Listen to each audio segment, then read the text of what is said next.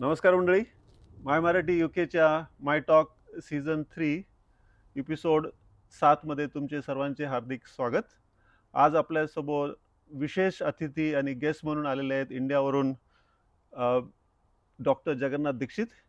हे माझे government medical college Aurangabad, आताचं छत्रपती संभाजीनगर इथे होते मेडिकल कॉलेजला, आणि it is a great pleasure to invite him to UK, and he has been here for last 1 week. We will be discussing about his journey. नमस्कार sir. नमस्कार विजय. Welcome इंग्लंडला. Thank you so much. आणि आपल्या ऑडियन्सला आता त्यांचं introduction द्यायचं मला वाचावं लागणार आहे, so I will read now. So Dr. Jagannath Dixit is presently working as professor in the Department of Community Medicine at BJ Medical College, Pune. He has teaching experience of more than 34 years in various medical colleges. He has received 3 national and 5 state level awards for his commendable contribution in the field of health education. He was awarded Best Teacher Award, Medical Faculty, and Best of Best Teachers Award, all faculties, for the year 2015-2016 by Maharashtra State University of Health Sciences. He has written 2 textbooks for medical students, 1 for nursing students, and 20 for health education for common people. He has published 63 research articles in national and international medical journals. He is active in voluntary blood donation campaign and has donated blood more than 50 times. He has worked as consultant for WHO and UNICEF. Inspired by late Dr. Shrikant Jichkar, he has initiated World Free of Obesity and Diabetes campaign, which is an ongoing project now. Through social media like WhatsApp and other social network, he has reached more than 43 countries. Dr. Dixit sir and coordinators of this campaign have delivered more than 500 lectures on this subject. He is appointed as brand ambassador for its Fight Obesity campaign by Government of Maharashtra. He is chairman of Association for Diabetes and Obesity Reversal Trust, which he has founded for realizing aim of world free of obesity and diabetes. He was invited by Honorable Prime Minister Narendra Modi ji to deliver lectures for PM office, SPG commandos, MPs under Fit India campaign in December 2019. He is world record holder of longest diabetes awareness campaign by an individual recognized by World Records and Community USA in September 2023. हुशा, एवढं मोठं introduction झालेलं आहे सरांचं, because he is really achieved this through his hard work, and we will take you through his journey from his college days and to the campaign and his journey to UK and what he is planning for UK as well. That also we will discuss. Sir, आता कॉलेजला introduction झालेलं आहे तुमचं खूप मोठं.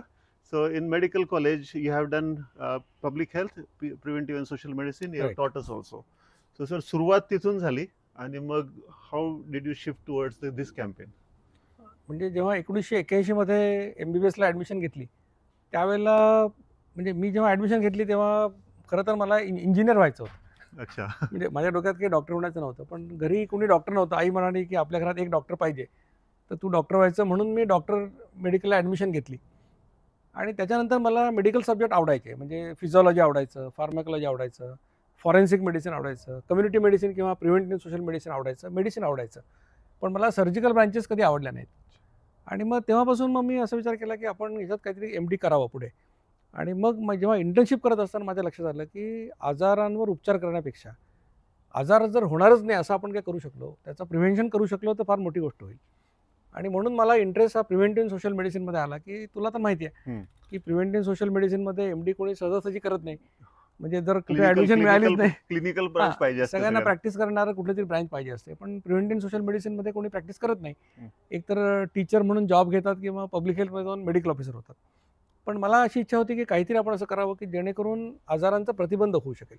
तर त्या इंटरेस्टने मी ते केलं. नंतर मग MD केलं 3 वर्ष, आणि ते MD केलं तेव्हा देखील माझा डिझर्टेशनचा टॉपिक होता की औरंगाबाद त्या काळी, आता छत्रपती संभाजीनगर, त्याची पाणीपुरवठा व्यवस्था आणि पाण्यामुळे, दूषित पाण्यामुळे होणारे आजार यांचा परस्पर संबंध काय, असा मी अभ्यास केला. आणि त्यानंतर मग वर्षानुवर्ष आरोग्य शिक्षण हा माझा आवडता विषय होता. त्यामुळे जागतिक आरोग्य दिन असो किंवा वेगवेगळे आरोग्य दिन असो, त्याच्याबद्दल मी लेख लिहायचो. अनेक वर्तमानपत्रात लेख यायचे, मग त्याची पुस्तकं पण झाली पुढे चालून. तर हे सगळं असं 2011-12 पर्यंत चालू होतं. आणि म्हणजे आरोग्य शिक्षणाच्या कामात मी होतोच. रक्तदानाच्या चळवळीत होतो. मी दर वाढदिवसाला माझ्या ब्लड डोनेशन करतो. 50 पेक्षा जास्त वेळा केलं, त्यानंतर मोजणं बंद केलं, कदाचित 100 पेक्षा जास्त झालं असेल. आणि मेडिकल कॉलेजमध्ये असताना सुद्धा already involved in so many social activities that time as well. बरोबर. We remember. तर त्याच्यामुळे 2012ला माझं वजन वाढलं तर माझ्या लक्षात आलं, बॅडमिंटन खेळताना गुडघे दुखायला लागले. माझ्या लक्षात आलं आपलं वजन 20 किलो वाढलं आहे. म्हणजे MBBS झाल्यानंतर जेवढं होतं त्याच्या 20 किलो वाढलं होतं. आणि मग मी कमी करायचा जे प्रयत्न करत होतो त्याच्यातून मला डॉक्टर जिचकरांचा व्हिडिओ मिळाला. आणि त्या व्हिडिओमध्ये त्यांनी सांगितलं की 2 वेळा जेवा तर तुम्ही निरोगी राहाल. आणि मग त्याचा मी अभ्यास केला. त्यांनी जे म्हटलं इन्शुलिन कसं तयार होतं, कशाने तयार होत नाही. आणि मग त्याचा अभ्यास केल्यानंतर मी त्यांच्या आयडियाज रिफाईन केल्या, रिसर्च केला. आणि मग 2013 पासून हे कॅम्पेन सुरू झालं, ज्याला आम्ही world free of obesity and diabetes म्हणतो. आणि हे सुरू झालं तेव्हापासून. आणि जिचकरांमुळे असं झालं की मला माझ्या आयुष्याचं की कशासाठी मी जगतोय ह्याचा एक पर्पज मिळाला, गोल मिळाला, एक पर्पज मिळाला. Yeah. त्याच्यामुळे मग त्याच्यानंतर हे सुरूच राहिलं. आणि सुरुवातीला मी 8-10 लोकांना व्याख्यानं द्यायचो. लोक यायचे जायचे, म्हणजे त्यांना वाटायचं असं काय होणार म्हणून. पण मी कन्सिस्टंटली ते करत राहिलो. म्हणजे किती लोक येऊ, 4 लोक असले तरी मी तासभर बोलायचो, 40 आले तरी बोलायचो. तर त्यानंतर 2017ला माझं पुण्यामध्ये बालगंधर्व थिएटरमध्ये व्याख्यान झालं मोठं. आणि त्या व्याख्यानाला इतकी गर्दी होती की लोक स्टेजवर बसले होते. सुटाबुटातले लोक खुर्च्यांमध्ये ज्या पायऱ्या असतात तिथे बसले होते. इतकी तुफान गर्दी होती. आणि त्या व्याख्यानानंतर आणि जे व्याख्यान मी ऐकून हे अभियान सुरू केलं होतं ते जिचकरांचं व्याख्यान पण त्यांनी बालगंधर्वमध्येच दिलं होतं पुण्यात. आणि त्या दिवशी मला असं वाटलं की जिचकरांचा आशीर्वाद या अभियानाला मिळाला. आणि त्यानंतर अभियानाने एक मोठी उंची गाठली. म्हणजे आता आम्ही 43 देशात पोहोचलो आहोत आणि लाखो फॉलोअर्स आहेत. तर अशा अनेक माझ्यावर काम करणारे कोऑर्डिनेटर्स आहेत, डॉक्टर्स आहेत, हे सगळे मिळून अभियान पुढे चाललंय. असा हा प्रवास तुमचा सुरू झाला. दीक्षित डाएट आणि दीक्षित लाईफस्टाईल हा जो प्रवास आता सुरू झाला आहे तो सरांनी बऱ्याच कंट्रीजमध्ये जाऊन आले. आणि इंग्लंडमध्ये जे आता आलेले आहेत फ्रॉम नेहरू सेंटर लंडनमध्ये, आणि नंतर मग लेस्टरला झालं, लीड्सला झालं, Hull, Glasgow, and then back in Harrow, then Milton Keynes, आणि मग आज रेडिंग आणि स्लोवला. So in all this thing तुमचा अनुभव आणि तुमचे जे दीक्षित डाएट आणि दीक्षित लाईफस्टाईलचा जो इम्पॅक्ट होता तो तुम्हाला कसा जाणवला ऑडियन्सवर? म्हणजे मुळात तर खरं या सगळ्या टूरबद्दल डॉक्टर विजेंद्र तुझं जेवढं अभिनंदन करावं आणि आभार माना तेवढं थोडंच आहे. कारण कसं आहे की मी अमेरिकेला गेलो, ऑस्ट्रेलियाला गेलो, कॅनडाला गेलो, दुबईला गेलो, सगळ्या ठिकाणी व्याख्यानं झाली आणि खूप चांगला रिस्पॉन्स सगळ्या ठिकाणी मिळाला. पण माझं UK राहिलं होतं. आणि आम्हाला वाटतं आपण 2-3 वर्षापूर्वी प्रयत्न केला होता पण तो काही सगळं जुळून आलं नाही. पण यावेळेला योगायोगाने सगळ्या गोष्टी छान जुळून आल्या. आणि 10 दिवसामध्ये माझी 9 व्याख्यानं तू आयोजित केलीस, त्याबद्दल तुझे खरं तर आभार. कारण जास्तीत जास्त लोकांपर्यंत मला पोहोचता आलं. आणि नेहरू सेंटरला जो कार्यक्रम झाला तो इंडियन हाय कमिशनच्या अंडर झाला. त्याच्यामुळे त्याला एक प्रकारचं जे काही आपण म्हणतो प्रतिष्ठा जी असते किंवा हा कार्यक्रम सरकारी त्याला सपोर्ट आहे, आधार आहे, अशा पद्धतीने झाला. आणि मला एक गोष्ट सांगायची वाटते की जिथे कुठे माझं व्याख्यान झालं असं एकही ठिकाण नव्हतं की ज्या ठिकाणी कोणीतरी उठून उभं राहिलं आणि असं म्हणालं की सर आम्ही तुमची लाईफस्टाईल फॉलो करतो आणि आम्हाला फायदा झाला. असं कोणी ना कोणीतरी प्रत्येक ठिकाणी लोक उठून उभं राहून सांगायचे. कारण खूप ठिकाणी पोहोचले आणि यूट्यूबच्या माध्यमातून लाखो लोक हे बघतात. आणि मी नेहमी म्हणतो की हा माझं व्याख्यान हा लाईफ चेंजिंग एक्सपिरियन्स आहे, आयुष्य बदलून टाकणारा अनुभव आहे. आणि त्याच्यात जो कोणी ऐकेल, प्रामाणिकपणे करेल त्याला नक्की फायदा होणार. आणि त्यामुळे UKतला जो काही अनुभव आहे सगळ्या शहरांमधला असं लक्षात आलं की लोक खूप उत्साही आहेत, लोकांना ती करायची इच्छा आहे. फक्त बऱ्याच वेळा असं झालं की लोकांना त्याच्याविषयीची माहिती थोडी कमी होती. आणि यावेळेला आपल्याला कदाचित थोडा वेळही कमी मिळाला प्रचार प्रसार करायला. पण आता जसं मी म्हटलं की माझा व्हिसा 6 महिन्याचा आहे, फेब्रुवारी 2026 पर्यंत व्हिसा आहे. त्याच्यामुळे मी परत येऊ शकतो. कारण आताच तुझ्याकडे मला वाटतं ऑलमोस्ट आता आपल्याकडे बर्मिंगहम, मँचेस्टर आणि वेल्स, एडिनबरो आणि या बऱ्याचशा जागेंचे त्यांची आपल्याला रिक्वायरमेंट आलेली आहे. आणि I think they are looking forward for your visit again.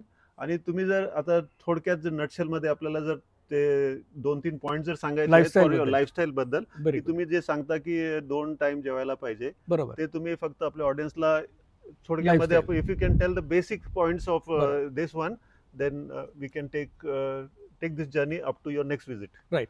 तर ही जी जीवनशैली आहे याच्यामध्ये तत्व असं आहे की शरीरामध्ये इन्शुलिन नावाचं हार्मोनचं प्रमाण वाढलं तर तुम्ही लठ्ठ होता, तुम्हाला इन्शुलिन रेझिस्टन्स येतो आणि मग टाईप 2 डायबिटीस होतो. आता इन्शुलिन तुम्हाला कमी करायचं असेल म्हणजे हे वाढल्याने हा प्रॉब्लेम होतो, तर तुम्हाला जर हे प्रॉब्लेम सोडवायचे असतील तर इन्शुलिनची लेवल कमी करायला पाहिजे. मग इन्शुलिनची लेवल कमी करण्याचा सगळ्यात प्रभावी मार्ग कुठला असेल तर तो किती वेळा खाता, ती वारंवारता किंवा फ्रिक्वेन्सी कमी करणं हे फार महत्त्वाचं आहे. त्याच्यामुळे पहिला सल्ला जी जीवनशैलीमध्ये असा आहे की कडक भुकेच्या 2 वेळा ओळखा, 2 वेळा जेवा. आता या 2 वेळा कुठल्या असू शकतील, त्या 2 वेळात किती अंतर असू शकेल हे प्रत्येकाच्या भुकेवर अवलंबून आहे. दुसरं असं आहे की जास्तीत जास्त 55 मिनिटाच्या आत जेवण संपवा. कारण इन्शुलिन निर्मितीचं चक्र हे 55 मिनिटाचं आहे आणि आपल्याला ते एकदाच इन्शुलिन जेवताना तयार करायचं आहे म्हणून 55च्या आत संपवा. जेवणामध्ये कार्बोहायड्रेटचं प्रमाण कमी करा आणि प्रोटीनचं वाढवा. आणि गोड जेवढं कमी खाल तेवढं आरोग्यासाठी चांगलं आहे. हे आहाराचे सल्ले आहेत 4. आणि त्याच्याबरोबर व्यायाम करायला सांगितलं आहे की 4.5 किलोमीटर चाला, 12 ते 15 किलोमीटर सायकल चालवा किंवा सूर्यनमस्कार घाला 45. असं जर तुम्ही केलं तर तुमचं 3 किंवा 6 महिन्यामध्ये तुमचं वजन 6.5 किलो कमी होईल, पोटाचा घेर 1.5 इंच कमी होईल, तुमचं 3 महिन्याचा ॲव्हरेज ब्लड ग्लुकोज ज्याला HbA1c म्हणतात ते कमी होईल, फास्टिंग इन्शुलिन कमी होईल. आणि हे तुम्ही केलं तर तुम्हाला आरोग्याचे इतके फायदे होतील. तर तुम्ही हे सगळ्यांनी प्रामाणिकपणे केलं तर तुम्हाला ती जीवनशैली म्हणून अंगीकारता येईल, सोपं होईल. कारण ह्याच्यासाठी पैसे लागत नाही, डॉक्टर लागत नाही, मशीन लागत नाही, पावडर लागत नाही आणि आनंदाने तुम्हाला ते करता येतं आयुष्यावर. आणि तुम्ही ते की you have to experience this and follow yourself. कारण म्हणजे माझ्यावर विश्वास ठेवू नका असंच मी म्हणतोय. स्वतःच्या अनुभवावर विश्वास ठेवा, अनुभव येण्यासाठी प्रयोग करा. 3 महिन्याचा प्रयोग केला तर तुम्हाला कोणी काही सांगायची गरज नाही, तुम्ही कन्व्हिन्स होणार आणि या अभियानात सामील होणार. आणि हे तुमचं जे अभियान आहे sir, if you can tell us about this adore mission, ते कॅम्पेन आहे आणि लोकांना जर कॉन्टॅक्ट करायचं असेल तुम्हाला तर कसं कॉन्टॅक्ट करायचं ते पण तुम्ही सांगा प्लीज. तर याच्यासाठी काय केलं, 2018ला माझ्या सहकारी आणि मी सगळ्यांनी मिळून association for diabetes and obesity reversal म्हणजे अडोर नावाचा आम्ही ट्रस्ट स्थापन केला. पुण्यात त्याचं ऑफिस आहे. चॅरिटेबल कमिशनरकडे त्याची नोंदणी आहे. नॉन गव्हर्नमेंटल ऑर्गनायझेशन किंवा नॉन प्रॉफिट ऑर्गनायझेशन आहे आणि लोकांच्या डोनेशनवर आम्ही सगळे काम करतो. आम्ही 15 ठिकाणी डायबिटीज रिव्हर्सल सेंटर चालवतो, 20 ठिकाणी डायबिटीज काउन्सिलिंग सेंटर चालवतो. अशी सेंटर ग्लासगोमध्ये किंवा UK सुरू करावी अशी माझी स्वतःची इच्छा आहे की जर आपल्याला असे कोऑर्डिनेटर्स मिळाले की जे स्वतः करतील, कन्व्हिन्स होतील आणि मग लोकांना मदत करायला तयार असतील, ते आपलं करायचं आहे.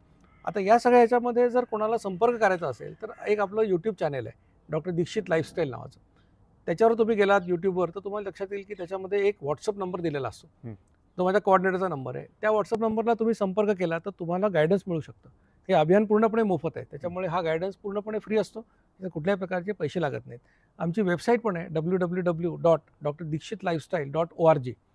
तर त्या वेबसाईटवरही तुम्हाला ही सगळी माहिती मिळू शकते आणि मी तुला आणखीन 2 व्हॉट्सअप नंबरसुद्धा देईन. चालेल की जे आपण या व्हिडिओमध्ये दाखवू. चालेल, स्क्रीनला आपण खाली टाकून देऊ डिस्क्रिप्शन, जेणेकरून जास्तीत जास्त लोक संपर्कात येऊ शकतील आणि डायबिटीज जाईल, लोकांचा लठ्ठपणा जाईल. आणि या सगळ्या कामासाठी मला अशी खात्री आहे की UK मधले लोक मुक्त हस्ताने मदत करतील. कारण कसं आहे की हे अभियान पूर्णपणे मोफत आहे. याच्यामध्ये कुठलाही माझा कोऑर्डिनेटर किंवा मी स्वतः आम्ही 1ही रुपयाची यातून अपेक्षा ठेवत नाही. पण ही जर सेंटर वाढवायची असतील आणि जास्तीत जास्त लोकांपर्यंत जायचं असेल तर याला मदत होण्याची आवश्यकता आहे. कारण या अशा गोष्टीला कुठली फार्मा कंपनी मदत करेल असं नाही, हो करेक्ट, किंवा न्यूट्रिशनल प्रॉडक्ट कंपनी मदत करेल असं नाही. तर चांगले लोकच याला मदत करू शकतात. मला खात्री आहे की सगळे सुजाण लोक याला मदत करतील. खूपच छान, थँक्यू सर. खूप मजा आली तुमच्याशी बोलताना. After college days we have spoken to you regarding your journey आणि ती जर्नी आपण इथपर्यंत आणलेली आहे. आणि इथे आता इंग्लंडमध्ये आणि पूर्ण UK जे जे सेंटरला अपेक्षित आहे ते करण्याचा आपण प्रयत्न करू आणि आपण डिस्क्रिप्शनमध्ये त्याची डिटेल्स देणार आहोत. आणि पुढे दीक्षित सरांचा परत आपण एक टूर अरेंज करू आणि त्यामध्ये ज्या ठिकाणी त्यांना जाता आलं नाही यावेळेस, so we will try to make it up and try to take the message to the community as far as possible and help the community in whatever we can. Sir सगळ्यांना धन्यवाद. धन्यवाद sir. Thank you so much. धन्यवाद Vijendra. Thank you.